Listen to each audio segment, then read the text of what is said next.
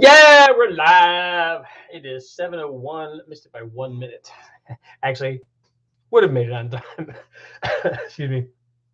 I would have made it on time. But as I got through everything, I realized, and I was just about to go live, I realized that, hey, my camera's not plugged in. So I got to go back and redo everything. It's happened a few times when I've unplugged my camera. I don't know what the deal is. I don't know how to get back to there and restart it. So I have to go back and do everything over again, but that's okay. That happens. So fix my hood here, get ready, get all prepped for the night. So hopefully everybody has taken a look at the video that I have up comparing the 1 3/4 headers versus the 7/8 headers.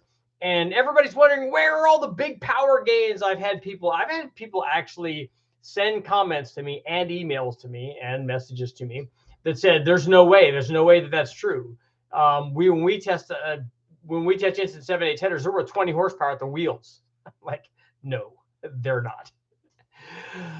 The interesting thing is that when you run a header test like this and you run the 1 3/4 headers and then you run the bigger 7/8 headers, people think that, oh, they're going to do kind of what, like when you see the comparison between, if you look at the channel, there's lots of videos on short runner manifolds versus long runner manifolds, single plane versus dual plane, where they pick up a bunch at the top, lose a little bit of power down at the bottom. That's what everybody thinks that bigger headers do. They think that they're going to, essentially lose low speed power, maybe lose low speed torque, maybe even lose peak torque compared to the smaller header, but pick up on the big end. And as we saw, a 3 horsepower gain at the top is not picking it up on the big end. And the interesting thing about this is that I've run this test many, many times, and I've even run it on supercharged applications and all kinds of stuff. So, and on bigger motors. The interesting thing is how well the smaller headers do, but it's also impressive at what the difference is. Like we saw here on this video the one that I posted today, we see that the biggest change, like there's very little change on the top end from peak torque to peak power. There's very little change. There's a handful of horsepower. There's 2 or 3 or 4 or whatever. Below that, there's more of a change. And we saw that not from, because a lot of guys think that, oh, 1 7/8, those flow better than 1 3/4, but that's not what we're looking at here. That's in the RPM range that we're looking at, where the big power difference is below peak torque.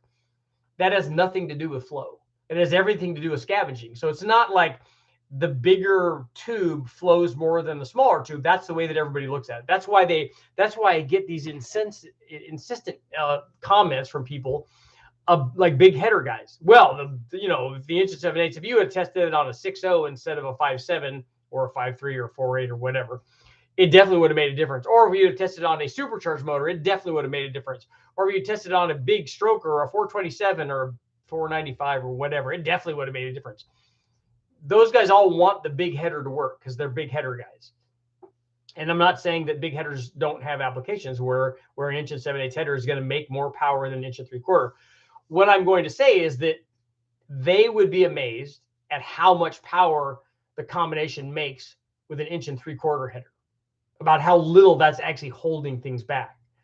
I know that there are applications where, and headers are an awful lot like intake manifolds, in that you want to design the intake manifold or choose the intake manifold if you're building your own.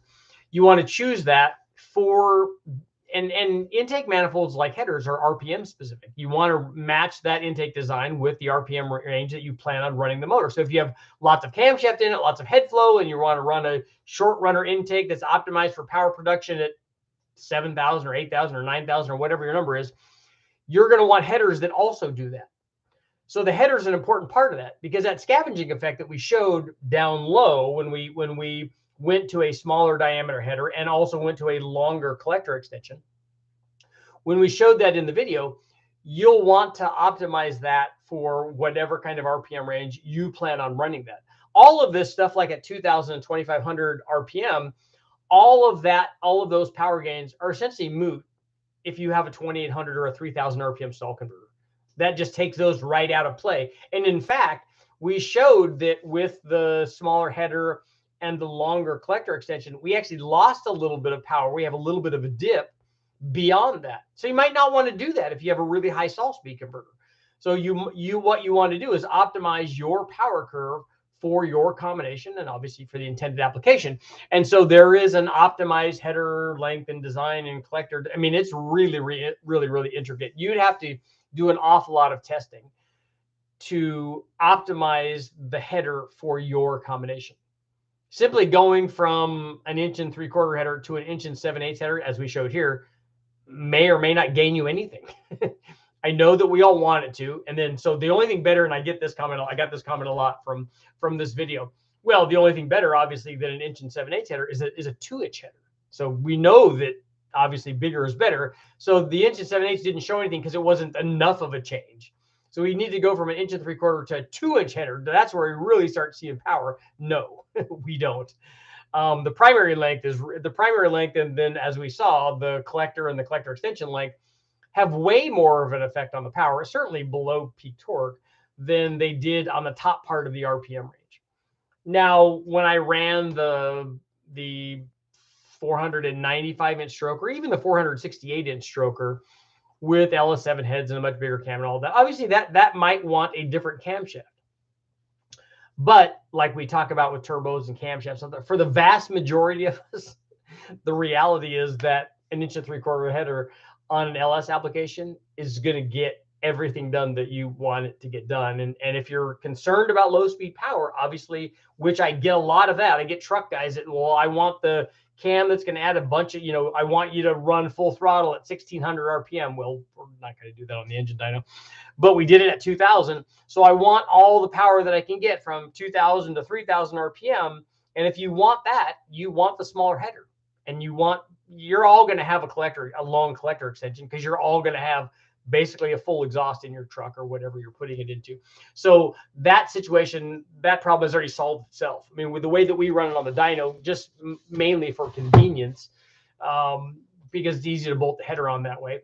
But I think what I'll do from now on, and I've been doing this a lot in the past too, is I'm going to try to run the muffler section on that. For one, it's a lot quieter, and I don't open exhaust is just, there's no reason to run that. It's just so loud and obnoxious, and it doesn't do anything. And if anything, it shows less of what reality is. It shows less of what people would be doing. I don't know a lot of people, even guys that are out drag racing, that are just running an open header. If you're running an open header, you should be running an open header with a collector extension, because it's definitely going to help. And it's not going to hurt, as we saw, it's not going to hurt power anywhere.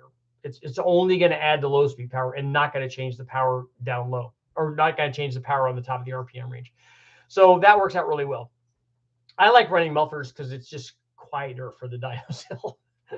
It just makes life a lot more livable when you have to make several hundred runs when you're testing lots of stuff. So it works out really good. But I thought that this was a good test, and I have other long tube header videos up where we've tested long tube headers and shorty headers and stock exhaust manifolds and all that stuff. And I still don't understand, because we got this a lot with the previous video, and that's it. For some reason, people think that long tube headers improve top end power, and that short headers somehow make more low speed power, when exactly the opposite is the case. If you're looking at shorty headers or even stock exhaust manifolds, they actually may be fairly close to what the long tube header does at the top of the RPM range. And again, it's going to be displacement dependent and camshaft dependent and stuff, but they may get fairly close, but they're going to be way off down low, because they don't have that scavenging effect that the long tube header does. None of them do. The shorty header does not have it. A mid-length header has in between a long and a shorty one, which is exactly what you'd expect. And the stock exhaust manifold, same thing as a shorty. It just doesn't have enough primary length to have any sort of scavenging effect that aids in cylinder filling, basically. So you don't get that. So a shorty header or a stock exhaust manifold does not make more low speed power than a long tube header. I have never seen that, even on a stock application. Stock cams, any sort of mild cams, all the way up to whatever the biggest cam is that will fit in a stock piston to valve application on an LS. None of those, I've never seen a stock exhaust manifold or a shorty header make more low speed power than a long tube header does, because it doesn't have that scavenging effect. And as we saw, when we changed the collector length as well, we saw even more of that. And I even did a little zoom in there on the video, if you guys have seen it, so that you could get a better idea on kind of what's going on. Because sometimes with the videos, when I'm doing the dyno graphs, if there's a number of them up there, it's hard to tell which ones are which, and it's hard to tell exactly how much of a power gain that really was. So if I zoom in a little bit, and I'll try to keep doing that in the future. So all of that worked out very well. And I have actually tested, and I need to look and see if I have those videos up. I don't know if I do or not. I've run header tests on bigger displacement motors and on supercharged motors.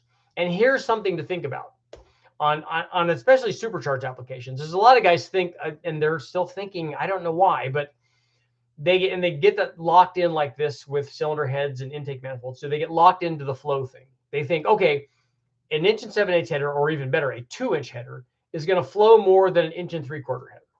Okay.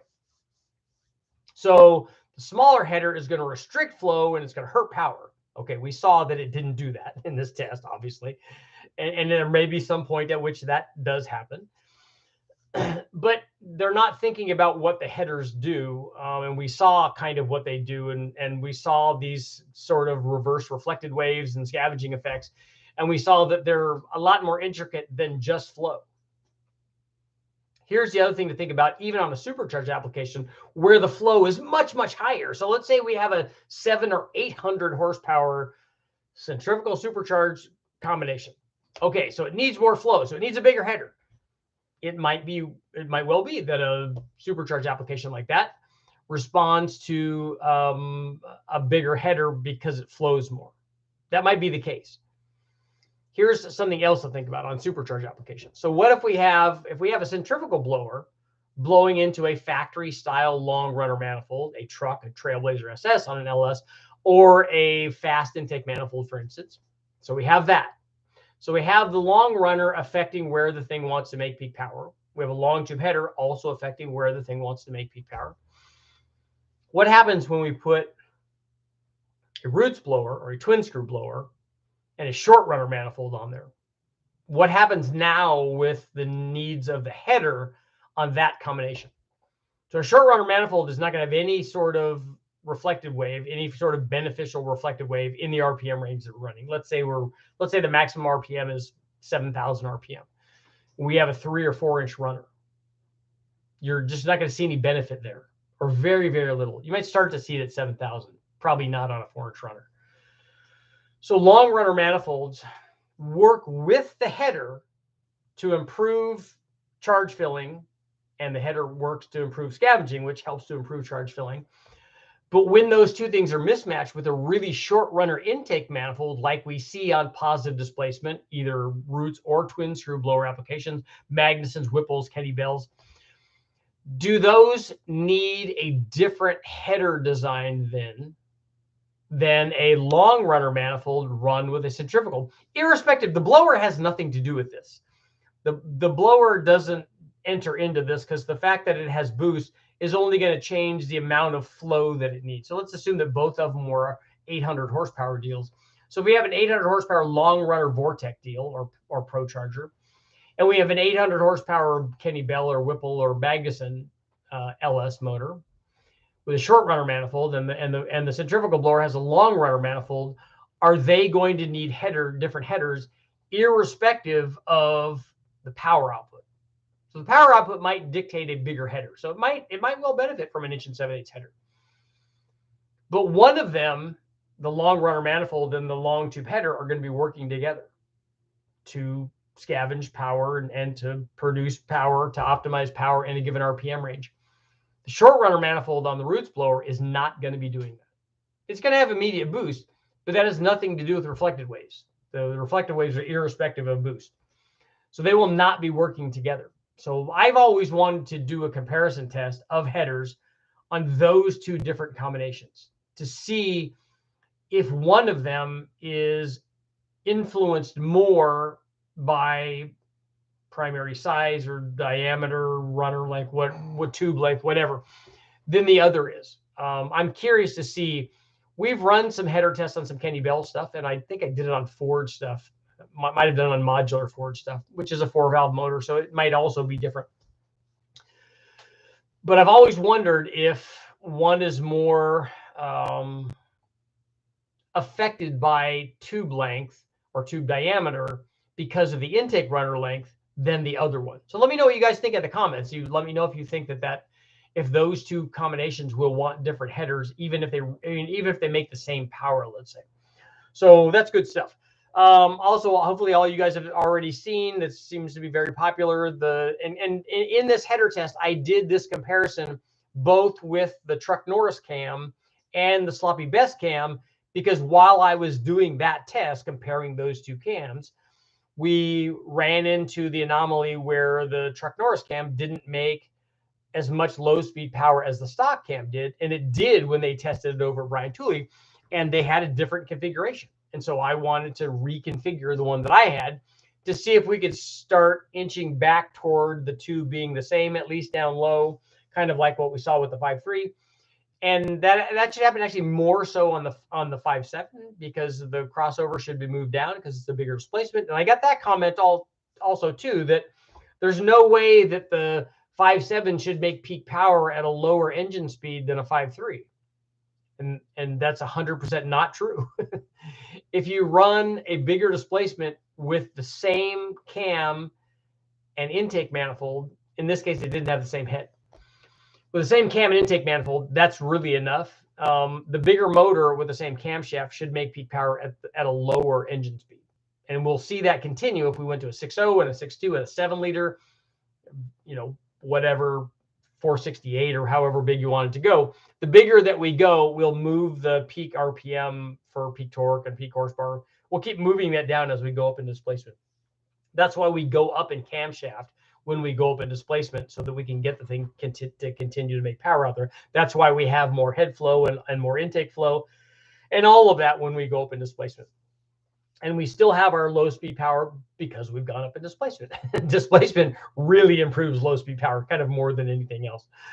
So that was a good test. And then also obviously the camshaft test where we ran the Truck Norris cam and the Sloppy Best cam. Again, two different cams in my opinion for different applications. But the interesting thing is when we ran the headers, because I ran the header test on both of those cams, and they both responded in a similar fashion to this same test, which was kind of cool. Sometimes with cam timing, because cam timing, the exhaust opening initiates the start of this sort of scavenging effect from the exhaust in the same way that the intake opening determines the start of the reflected wave. When you change that, you can upset when that comes back and arrives. So the cam timing has an effect on that as well.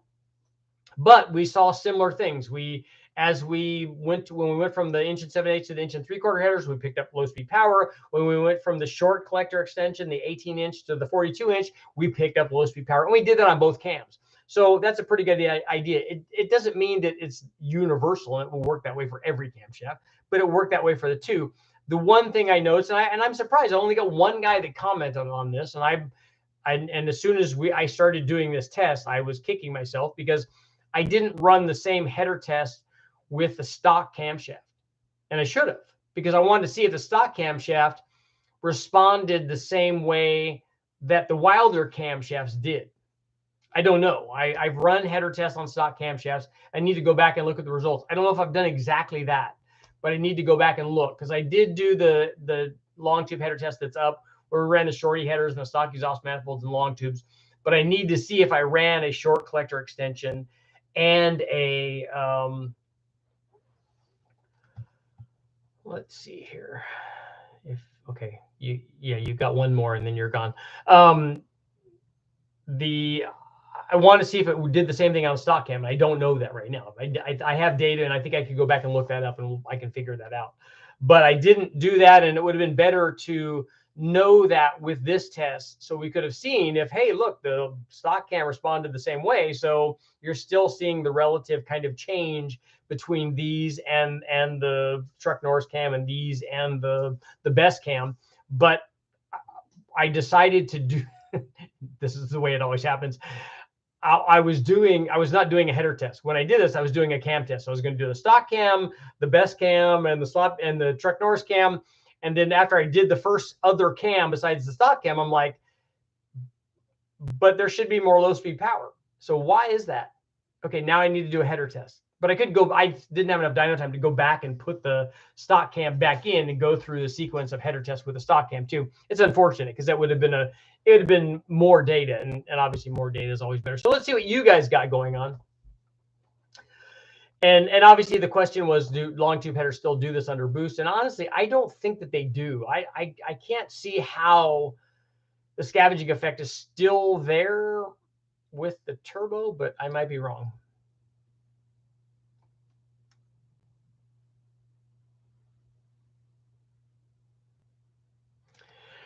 Richard, have you experimented with header exhaust diffusers, having the tubing taper down on diameter slightly, then open back up? If you're talking about the collector, yes, I have tried lots of different collector designs when I was doing Engine Masters, because that's one of the things that we could change. And we tried a bunch of different things, and that probably would be more application specific. Like the motor that I was running was a 410-inch stroker motor with, you know, a given compression and given camshaft, and it had AFR heads, and we were running a dual plane. And so it probably would want or respond to a different collector design. But that's very important. The collector design is really critical for making power, and you can adjust it a lot.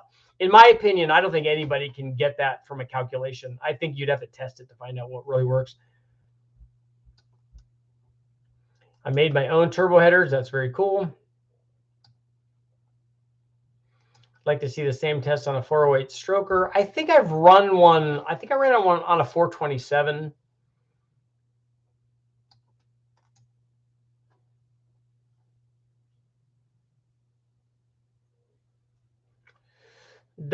Dustin, what size should I use for my LS7 with trick flow 260 heads and a Whipple? The way I was told was larger primaries to help get rid of heat in performance engines. That's not accurate, but on a Whipple LS7 with 260 heads on it, I think I would lean more toward the bigger heads. I've run supercharged header tests, and bigger headers did make more power.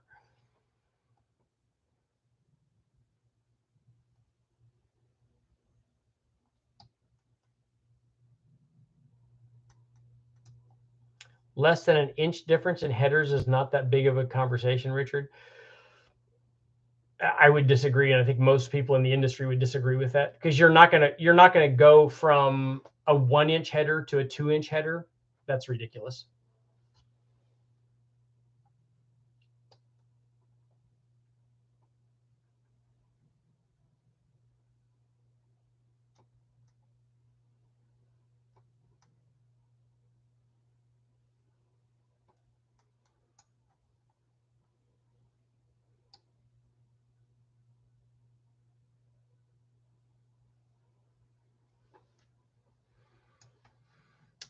Admiral, I imagine once you get into 900 horsepower range, the difference between 1 inch and 3/4 inch and 7/8 would be negligible, and much over 1,000, you'd probably be better served with inch and 7/8. You have to test that to make that statement. Would using a stepped header change the results? It might. I think we have step headers, and I think I actually ran stepped header tests. The problem is it's really hard to get the headers to be otherwise the same. So you have an inch and 3/4, an inch and 7/8, and a 2-inch header, and then you have an inch and 7/8 stepped up to a 2-inch header, but maybe the primary length is different. So that's another variable that you've thrown into the test that's not just the step. Is the Vizard's head data for the 2.2 coming soon? I don't know. I need to send him an email.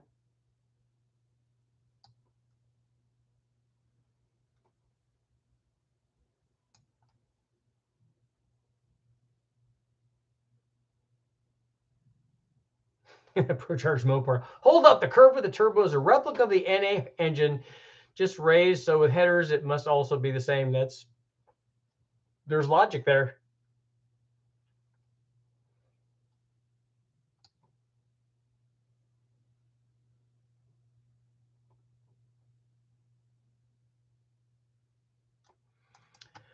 Does a header with a collector make more power than Zoomies? Yes, it does. It would make more power, although if you're running Zoomies on a top fuel motor, I think that they're less concerned with getting low speed power, because they don't ever run down in the range where collected headers with scavenging effect comes into play. They don't have any difficulty making power. They have difficulty making traction with those.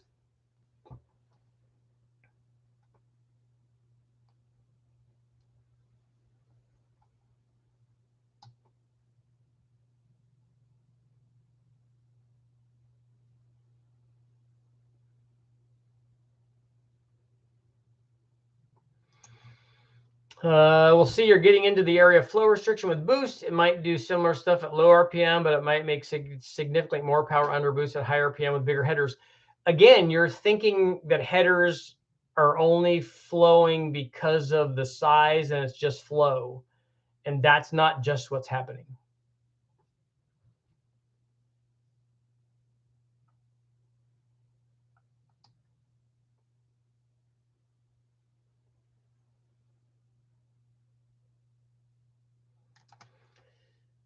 I can see you're already not, you're not right for this chat.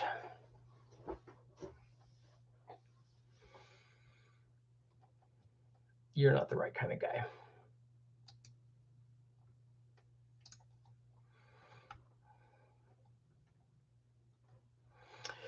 You want to come here and you want to talk about how much better your thing is than everybody else's, that's all great. You don't need to put down other people to do that. If you want to come in and say, hey, look, my Camaro or Firebird or my small block made this amount of power, that's all fantastic. You won't find a bigger fan of the small block Chevy than me. But when you come in and start saying it's better than this and it's better than that, and you're a little kid about it, you're gone. Anyone who reuse torque yield head bolts? Yes, all the time.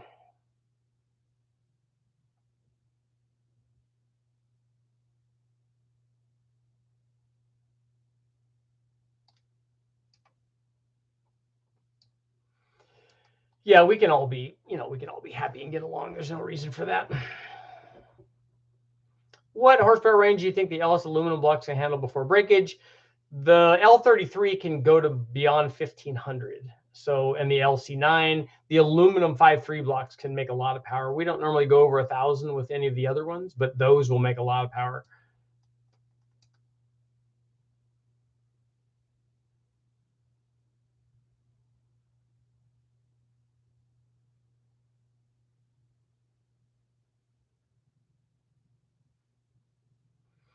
Yeah, sometimes when you start them up in the morning, you get, like my truck does that because it's got 300,000 miles on it. So it's just getting ready for boost, right? It's just getting primed. The ring gap should just be just about perfect now, right? It does make noise in the morning, but then after it warms up, it gets to be better. Do camshafts with a lot of exhaust ration depend on headers less? No, I don't think that's the case.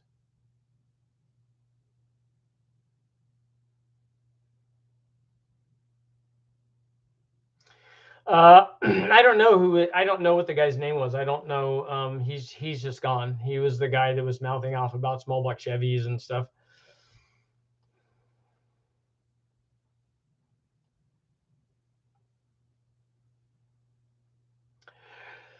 I'm running an LC9 with an LSA at 14 pounds on the 85. How far do you think I can push it? The LC, if you're worried about the block, you shouldn't be worried about the block. If you have an LC9 short block with ring gap in it, it will go twice as much as that LSA blower could ever make. So you're fine.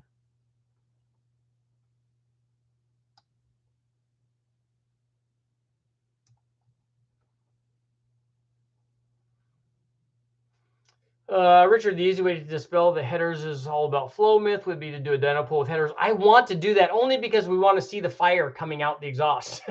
Everybody loves those videos. And I've seen a couple of them with that. They remove the headers and it's in the car and it starts up and you can see the flames coming out, which is really cool. And we know that it will make less power without anything on there because we've run them with, shorty headers and stuff. And that's kind of the same thing. But you're right. I need to run one and maybe in the dark so we can see it, so we can see the flames coming out.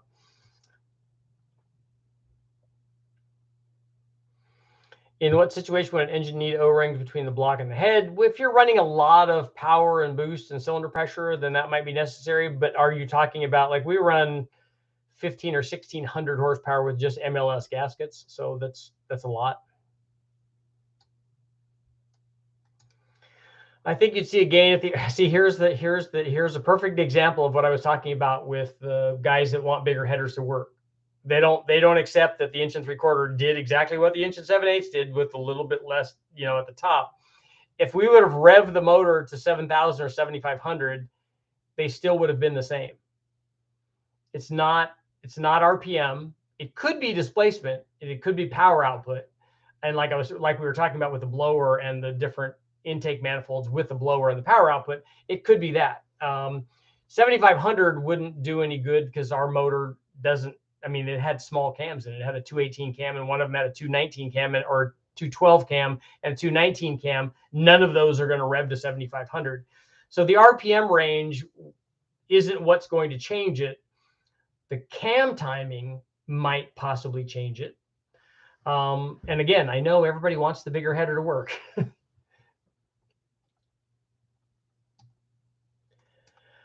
At what horsepower is a 2-inch primary needed? I don't know. I don't have an answer to that. I don't think that it is a horsepower range because again, people are thinking about it in terms of flow, and it's not flow.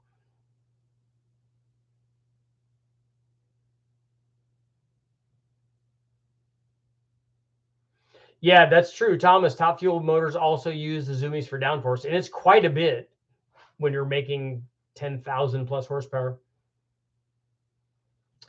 Would 500 wheel horsepower be possible with an NA L33? It's possible, but it would be a really, really expensive, high compression, dedicated, dry sumped kind of motor.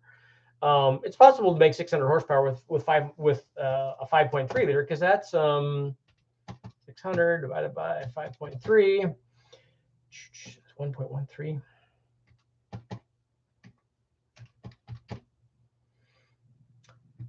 113 horsepower.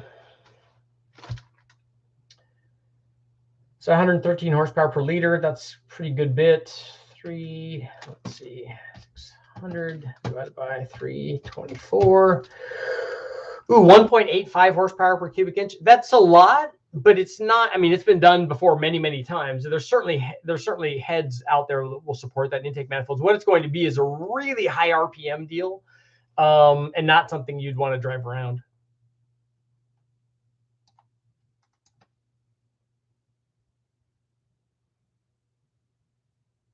I've heard that collector length can affect horsepower and torque gains. Is this true? Did you watch the video? Take a look at the video and you'll get the answer to your thing. And yes, it's definitely true.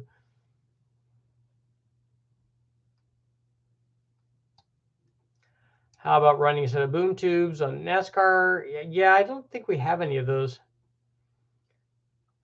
Stock torque yield with boost. I think that Matt runs those. I like putting ARP stuff in there. Add nitrous to the open exhaust port. Well, if you want it to glow, all you have to do is just turn the timing down.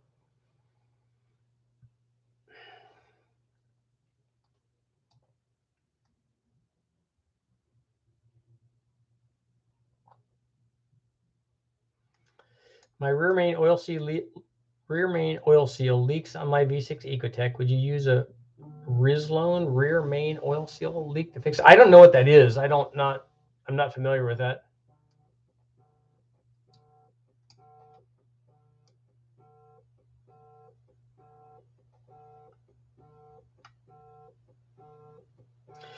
Yeah, well, that's why you don't. That's one of the reasons why, or at least that's what people say, is one of the reasons why you don't run just open heads is that you'll burn the exhaust valve. I don't think you'll burn the exhaust valve. I think that you'll shock load it from cooling it.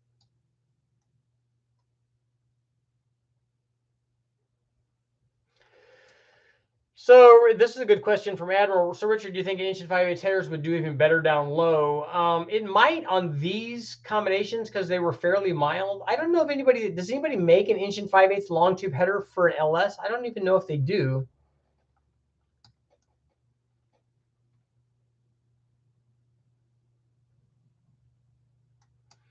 Wouldn't header length be about the same in a way of intake runner length versus stock exhaust manifolds in a way? Well, the stock intake manifold length actually is fairly long. On a truck manifold under Trailblazer SS, and you compare that to a fast, the fast is actually a little bit shorter than that, but it's long enough that it still works well in that RPM range. So it's not just length. Obviously, it's flow also and intake design. And exhaust, the headers work kind of the same way as, like I said, with runner length. You want them to be long, and the primary length especially needs to be tuned for the effective operating range.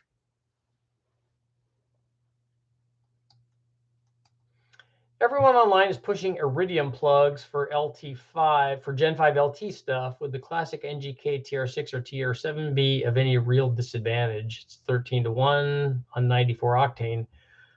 I don't see how the combination's going to care about what plug it has as long as it lights.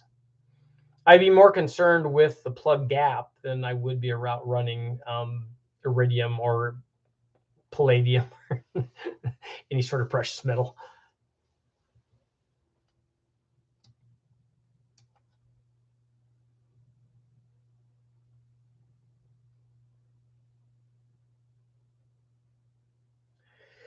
Hey, Richard, do you see this comment? I have questions about my build. Instead of saying I have questions about my build, you should just ask the question about your build.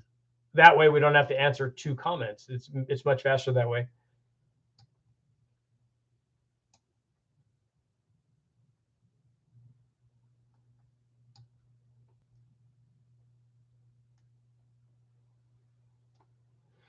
Platinum is another good metal. Karen, stop asking the same question.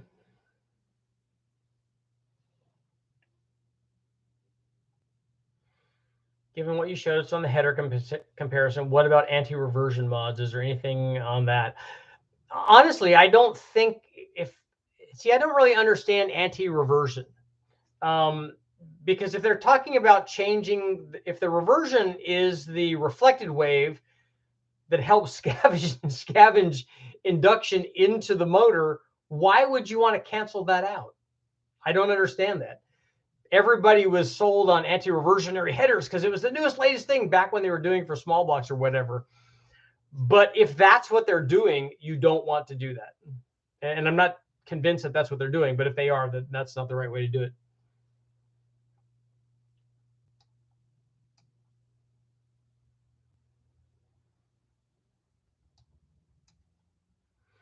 I'm pretty far behind the video, but I definitely would like to see you to run different style headers on a positive displacement blower. I think that I have, not on a PD blower, but I think I have on a Kenny Bell.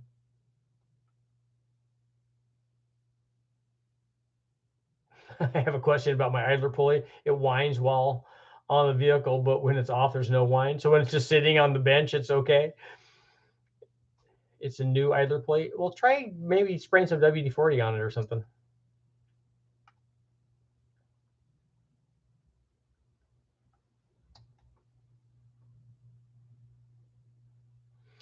Do you have the capability to test air velocity in the dyno? What is it? Just ask your question. That's not the right question.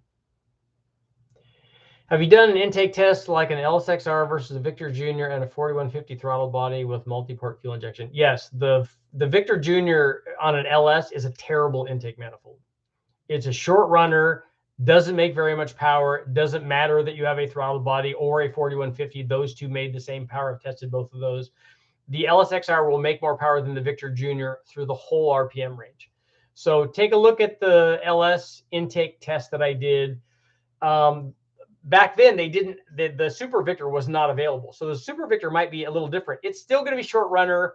If it's as good or even better at the top compared to the fast manifold on the Cathedral Port stuff, if it's as good or better at the top, it's still going to be way down from at least 6,500 RPM and down. It's going to be worse.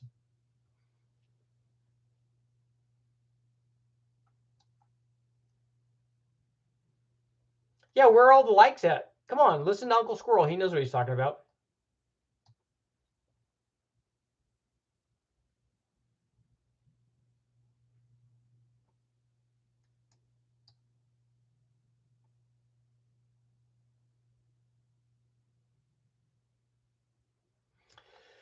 I have a 6.0 with a Speedmaster blower intake, an 871 air-to-water intercooler. How do I calculate the length of the intake ports? They're very short.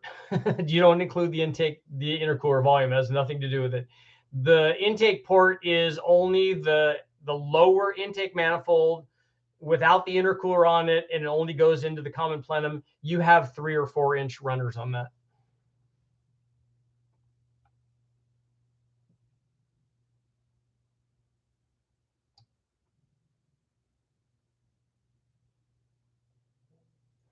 Have you seen a comparison test of iron big block oval versus rectangular port heads on the same motor, both stock ones?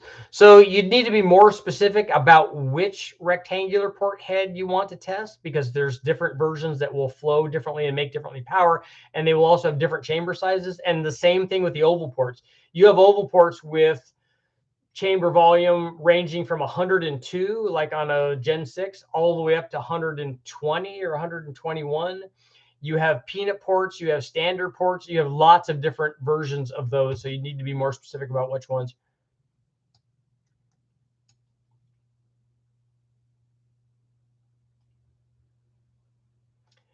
.415, 11-to-1, L92, stock L92 heads, those are good. And intake, that's also good. How much power can I make with a custom cam? I wouldn't see any reason that you couldn't make 600 or more.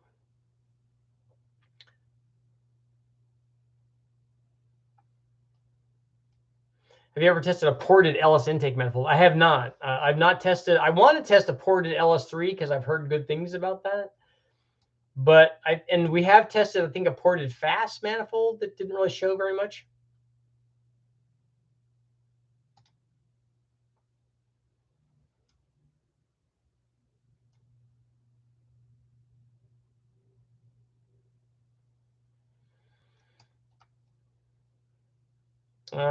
I get long tube versus short tubes and collector lengths, but what about longer primaries? That's what a long tube is. That's what we're doing. Now you're getting into, forget about the description of long and short. Now they have to be the optimum length.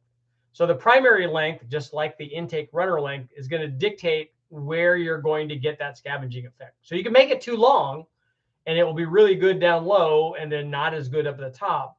So you're getting like an average primary length, and ideally they would all be the same if you can do that. Sometimes you can't because of packaging. But then you get into actually making it the length. And I've run lots of adjustable, I've made lots of adjustable headers to try to find out where that is, just like I've made adjustable intake manifolds as well.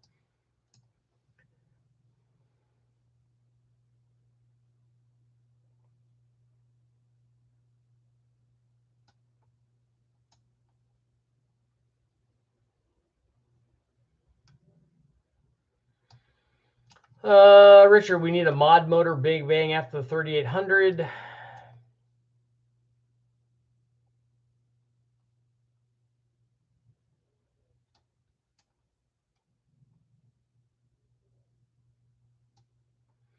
The little 4200 can make lots of power with boost, just like anything.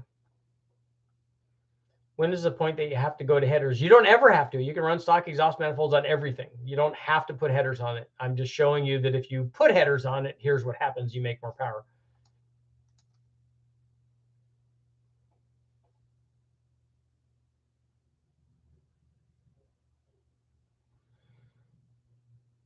Charles, Richard, if I'm only planning on making 700 flywheel horsepower using a 5.3 block, would it be safe to use stock head bolts or be on the safe side and step up to ARP head bolts? I'm assuming that you didn't mention it, but I'm assuming that this is going to be boost. And so when you make 700, you're going to want 800, and then you're going to want 900, and that's the way it's going to go. I would just put head studs in it. How about a 4-into-2-into-1 header? Yes, you can do tri-wide designs. The Cup guys use those on a lot of things. Again, the header needs to be designed. There's no optimum design. There's a lot of universal designs that people sell that fit in specific chassis. A lot of times there are compromises based on what the individual tube lengths are. They have to go around steering and all kinds of things. So you can't always make them super cool double throwdown racy headers. Sometimes tri-wide stuff like the Cup guys use that, but they have a motor program that they spend millions of dollars on. And then they run their motor, and then they run a specific header combination on that motor, depending on which track that they're on, and lots of stuff. So they spend a lot of money optimizing everything about their combination, including the exhaust. Use a stock LS1 intake for anything less than 550 horsepower. That's a terrible idea. I mean, it's okay with boost, I guess, but not an NA one. The LS1 intake manifold, other than the LS4, as I've recently found out, is the worst intake manifold ever made, at least for an LS. I just finished a 172 horsepower Iron Duke motor. That's awesome. 222 foot-pounds of torque. That tells you how mild the combination is then, right? Because if it makes a lot more torque than horsepower, we know that it's mild. Yes, people do make step headers for an LS because we have a set or two.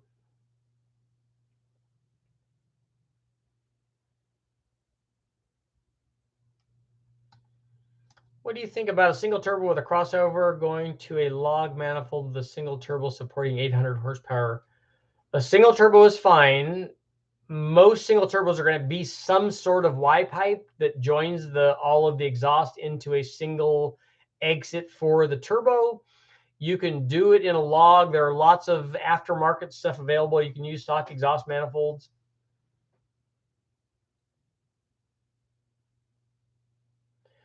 Matt, on a 6-liter going for low end torque, would you go the Truck Norris or a Summit 8720? They both have good low torque.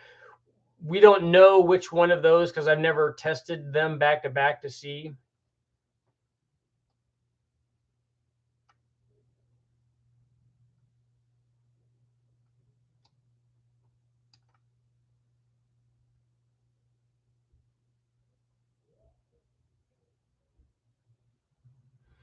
Do I have video for the LS4 intake manifold? I don't have that video up. That's probably the next one I'm working on.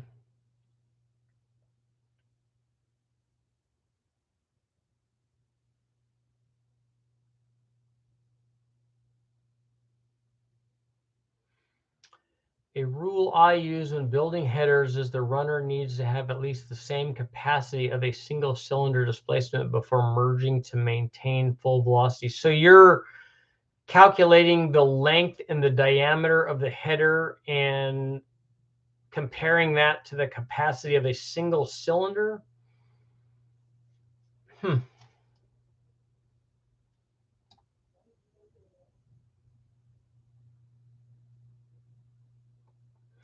What do you think about tunnel rams for small block Chevys? Tunnel rams work really well. They're a lot of times hard to package and fit under hoods and stuff, but they work really good as intake manifolds. On carbureted deals with dual quads on them, sometimes drivability can be kind of an issue. Porting a composite L92 intake manifold, worth it, or who does it? Are you talking about the truck intake manifold on that? I haven't seen guys porting that, and I wouldn't worry about that. That intake manifold will support like a bajillion horsepower.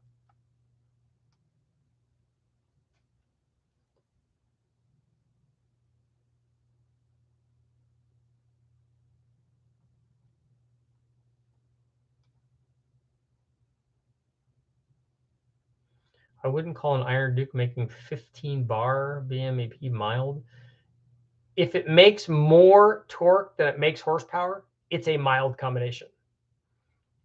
Because any motor that makes more horsepower than makes torque, that means it's a wilder combination. That means it has lots of head flow, it has lots of cam timing, it has a short runner intake.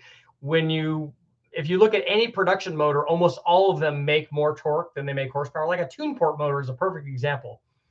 245 horsepower, 345 foot-pounds of torque. But what if we reverse that? If we reverse that, that wouldn't be good. If we just kept the 345 foot-pounds, but made it 445 horsepower because we had a camshaft and we got rid of the tune port intake manifold, then it would be a wilder combination. And that's what I'm talking about. Most of the time when we see a motor that makes more peak torque, the number, than peak horsepower, that's a mild combination.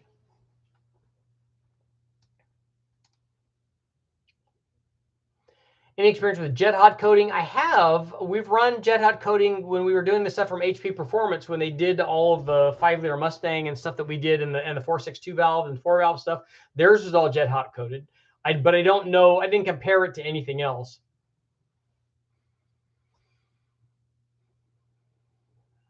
You have twin T3, T4, 67 millimeters, would like to make 900 horsepower. Those turbo, a 67 millimeter, 2 of those should do that.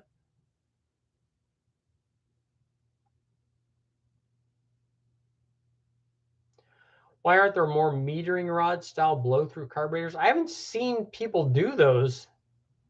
The Holley stuff seems to work so well. I hated my tune port dropped on its face after 4,200 RPM. They'll rev a little higher than that, but they're making really good torque there.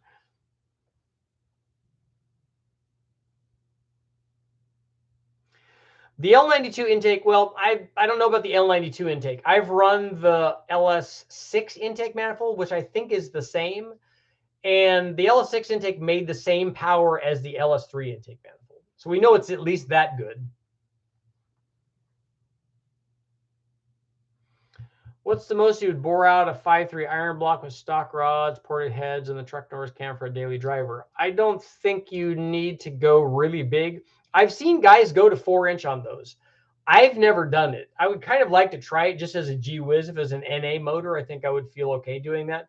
I would have it sonic checked just to make sure that the walls are thick enough. And I've seen guys go out to that. The normal size that people go out to is like 3902 or 3905, and they go. That's a an overbore, so a slight overbore size for a 5.7, so you can make it into a 5.7. 4,201 RPM, just really revving it out there.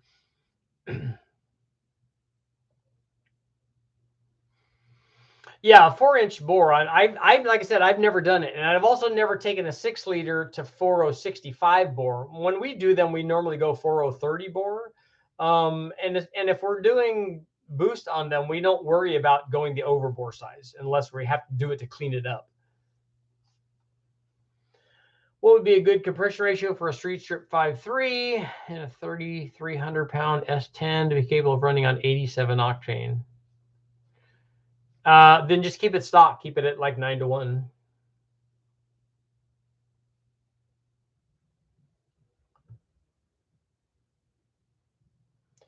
Why do high revving earlier LS engine owners use LS7 springs? I don't know. Is it an LS7 spring? Is that like an LS3 spring?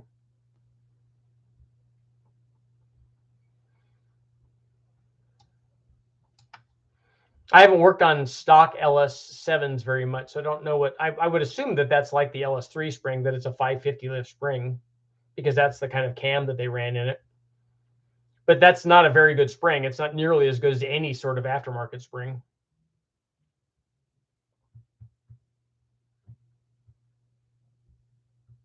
Although we did use that spring, an LS3 spring, that style, as an upgrade on the 3800, which worked out really well.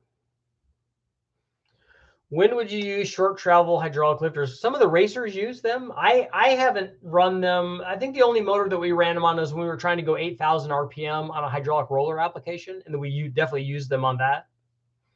But they're, in my opinion, for what I like to do, they're a lot more problematic. You have to be very exacting on your push rod length, and I like to have the range that we have on a standard travel lifter. So we could go from a quarter turn to a turn and a half, and we have that kind of range for push rod. We can miss it by that much, basically.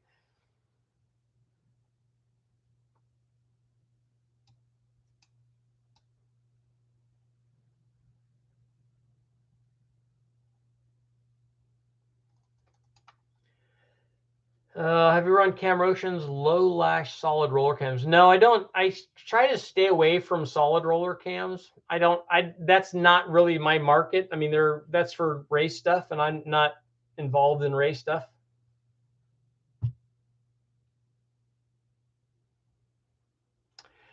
What do you think gives more manifold vacuum? I'm assuming that you mean at idle, the truck Norris cam or the sloppy best cam. The truck Norris cam is smaller and will have a better idle than the sloppy cam will. And the sloppy best cam makes more peak power, and you need to talk to Matt over at Sloppy Mechanics. He has them. Have you done any header testing videos on big block Chevys? I don't think we have. I need to go back and look. I remember testing, I put together a motor for my truck that we were using to tow with, and I put together entirely the wrong combination. We put together a 454 that was tired and not that great, and I put a really small cam in it, like a 203, 212, or 210 kind of cam, so an emissions legal cam. We put 049, I think, heads on it. I put a performer intake manifold on it and a small carburetor, and I put really small like Doug Thorley tri-Y headers on it. So I mean, it was just terrible. It made like 410 or 20 horsepower or something. It was awful. And then when we put big headers on it and, you know, went up to a realistic camshaft and started making some changes to it, it really came alive after that. It's like, and it didn't make any less torque, because that's why we did it. Okay, where we've got a truck, we've got to tow a trailer, we need lots of low speed torque. So all the things I did were for low speed torque. I put a mild camshaft in it and a small intake and small headers and all of that. And it was, and on that motor was not the right way to go. Chevy for life, thank you for showing up. How do you rate Edelbrock Torquer inlet manifolds? The Torquer manifold is not great. It's not, it's a single plane, and it's not as good as a Victor Jr., and it's not as good as a dual plane RPM air gap. I ran a shootout on the small block Ford stuff where we ran the Performer, the RPM air gap, the Torquer, and the Victor Jr., and we compared all of them.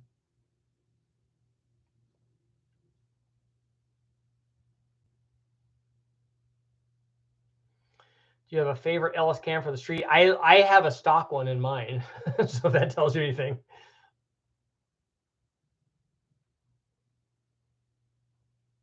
Yeah, dart and sleeve blocks are not cheap. Shout out for the East Coast. There you go. East Coast, Australia, Dubai, Brazil, wherever.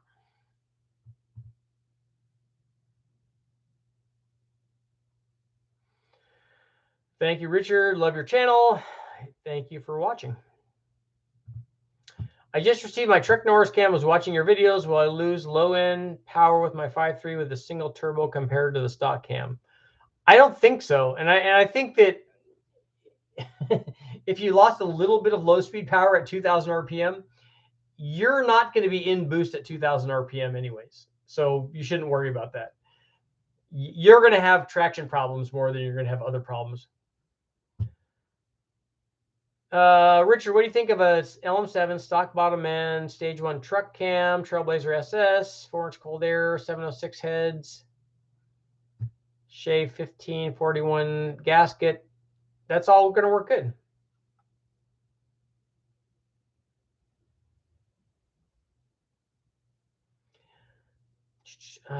Mike is building a 6-liter with 799 heads and a Trek Norris cam for the van. That'll be good. Have you tested many LS TSP cams? I haven't, only a couple.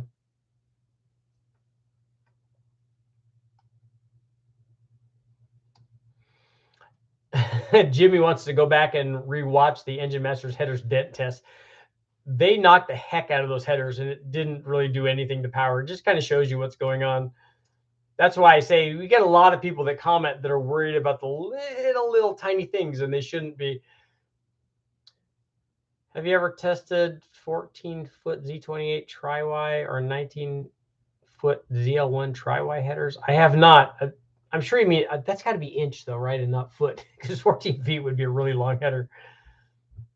How is the carbureted high ram sniper? I don't know what sniper you're talking about. The high ram with carburetors on it, I have test up on that. I haven't tested it with throttle body stuff on it though.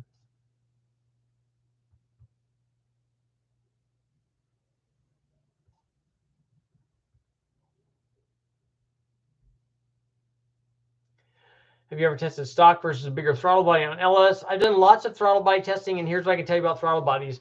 If you take a truck manifold and put a bigger throttle body on it, you're not going to get anything, because the opening in the truck manifold is sized for the stock throttle body. The manifold opening, whatever it is, a Fast 102 or a Holly 105 or whatever it is, the throttle body size should match the opening of the throttle opening in the manifold. So those two things should go together. If you put a bigger throttle body on a smaller opening, you're not going to do anything. Turbo Monza shooting for 420, 430 crank horsepower, 460 foot-pounds. Is it? I didn't read about what happened before that Turbo Monza, so I'm sorry. This is the LM7 706 heads.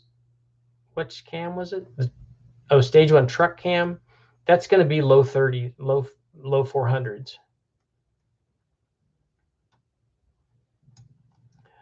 You won't be 460 foot-pounds. Oh, it's not 14 inches or 14 feet. It's a 14 as in 2014. The LS1 intake, look at the intake manifold video that I have up, and you'll see the LS1 intake manifold is the intake that I use to compare all the others to because it's terrible. The LS6, the Dorman LS2, the truck, the Fast 92, the Fast 102, every other intake manifold is compared to that one. You can see why, because it's not really very good. Do they make carburetors for horizontal use? I don't. They make updrafts and downdraft carburetors. Is a Trunnion rocker arm upgrade worth it on a 500 horsepower LS?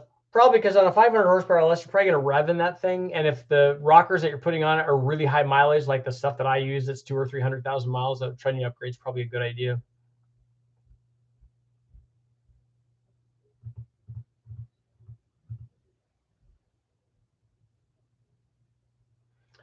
Factory speed, how big of an injector do I need on a 600 horsepower? Well, just use the injector size times 16. That will tell you, that will give you a good idea. So 42s times 16, 672. So stock, I think stock LS 2 or 3 injectors are 42 pounders. So you could use that and make 600, because actually you have some leeway there as long as you're not using E85. Because the brake specific, that's with a 0.5 brake specific, and LS is going to have a better brake specific than that.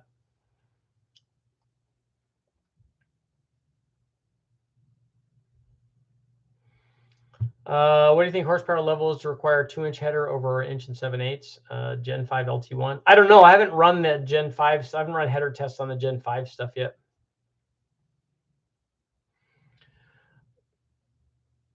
The Charles, you're saying Dorman has a Trailblazer SS replacement? I've seen the Trailblazer SS replacement that somebody sells. It might be a Dorman one, but be careful. Dorman also makes a truck manifold that's terrible. It makes less than the stock truck manifold, so don't get that one. I haven't tested any 8.1 liters.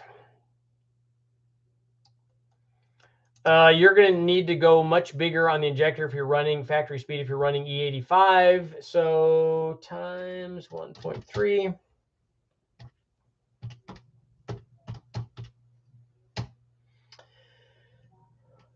Here.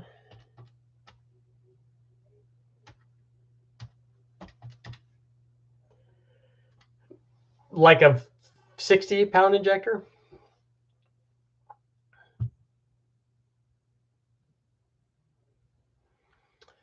Okay, serious question. My 5.3 is multi-port, multi-fuel, but I'm camming it up this weekend. Do I need to upgrade those stock injectors? I don't. Does anybody know what the stock multi-flex fuel injector is? I don't know how big they are.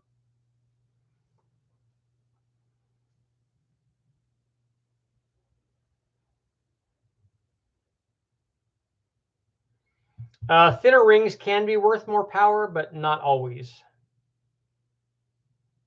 What head has made the most power on an LS1 stroke to 383? Lucky for you, I have head videos up that you can watch. There's a bunch of them. You can take a look at which head that you want.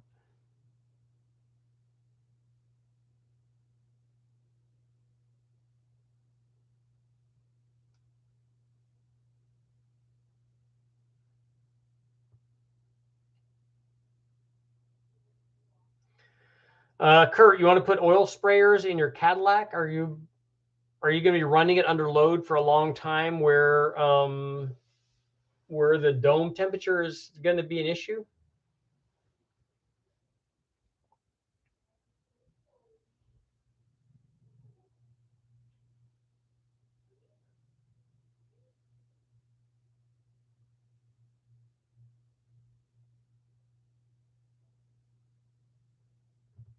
Okay, one more question. It's time to go.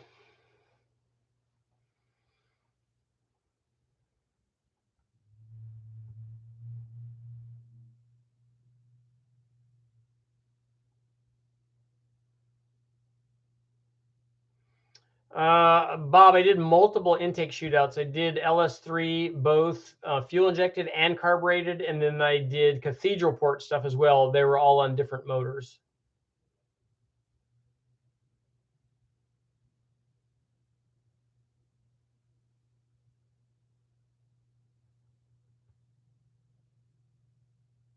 Norway's out. Thank you for showing up.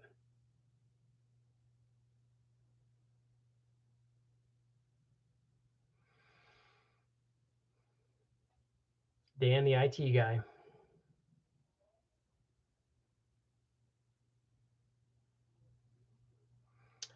Okay, Holden, you get the last question. Have you used any Summit Pro LS stuff? If so, how did you like the rods? I do have a set of Summit Pro LS stuff. I haven't put them in a motor yet. I still have them sitting in a box. I actually need to put them together in something. They look like good quality. And again, I get this question a lot. Well, how much power will they make? Well, look what we did with stock stuff. This stuff is a lot better. So we're not going to be limited by what they'll do. I mean, if your limit is 1,500 horsepower, most guys are not going there. And the thing is, they ask that question, and they ask that question because they want to make 700 horsepower. I'm like, why are we having this conversation? Just put ring gap in your stock thing and go out and run boost on it. You don't need forged rods and forged pistons to do that. Obviously, those will be better, but you don't actually need that. Thank you guys all for showing up. I hope you guys had a good weekend, a good Sunday. I will be back tomorrow, obviously, with more videos. Thank you guys for showing up. I will see you later.